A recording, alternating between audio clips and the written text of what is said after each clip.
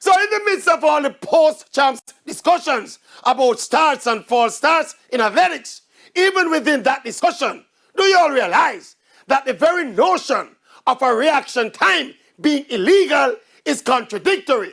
Reaction time is defined as the length of time taken for a person or system to react to a given stimulus.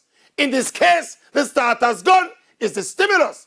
Now, if the athletes react to the firing of the gun, then the athlete cannot have false started. A reaction cannot or ought not to lead to a false start. If an athlete false starts, he or she did not react. They acted before the gun went off. So technically, the term reaction time should be replaced with the term action time. What the current rule is doing is to basically punish athletes for reacting too quickly.